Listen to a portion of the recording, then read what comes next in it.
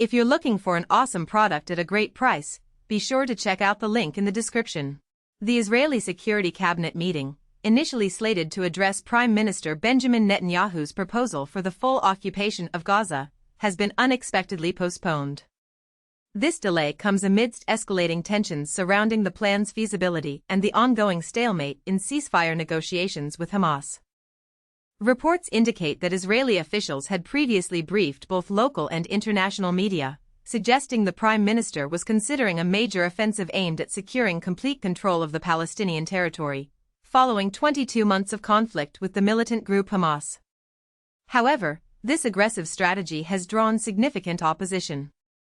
Senior Israeli military figures and former commanders have voiced concerns that such a plan would jeopardize the lives of the remaining Israeli hostages held by Hamas, potentially lead to increased international isolation for Israel, and require Israeli soldiers to govern a population where Hamas fighters remain active. The international community's reaction to any move toward full occupation is likely to be strongly negative. The international community already harbors deep concerns regarding the conduct of Israel's military campaign.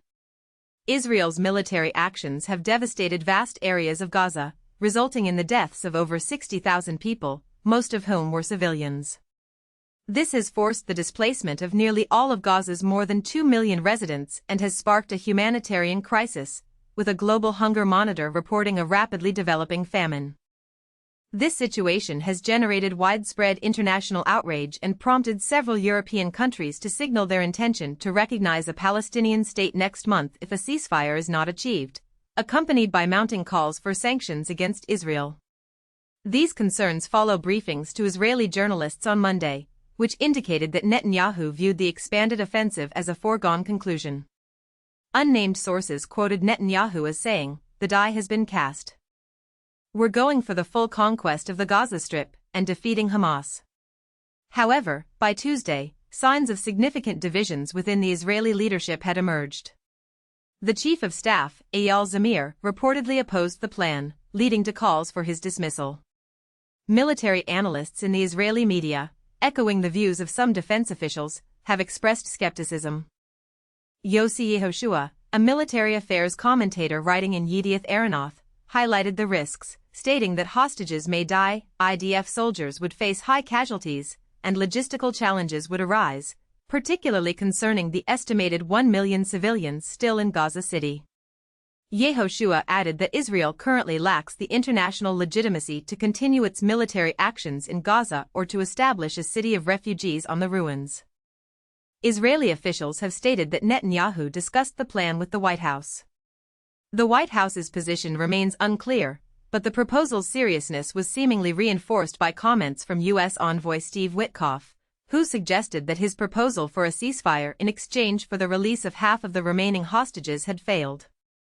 Witkoff added that Donald Trump now believes that the hostages must be released at once, rather than piecemeal, signaling the pursuit of an all-or-nothing approach. At the core of Netanyahu's plan is the belief that Israeli forces can raid areas where hostages are believed to be held, a policy that has largely failed during the past 2 years of war. Amidst doubts about the practicality of a wider offensive, speculation suggests that Netanyahu's plan could be more symbolic than substantive, potentially aimed at appeasing far-right ministers who have demanded the right to build settlements in Gaza. A Palestinian official, close to the ongoing talks and mediation efforts, suggested that the Israeli threats might be a tactic to pressure Hamas into making concessions during negotiations.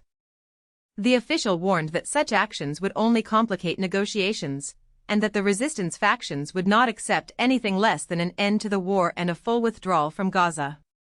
In practical terms, it remains questionable whether Israel has the capacity for the expanded operation described.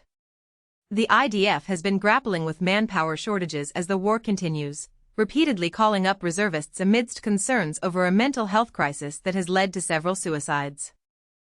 On Tuesday, during a visit to Gaza, Israeli Defense Minister Yoav Gallant proposed a less comprehensive long-term Israeli presence.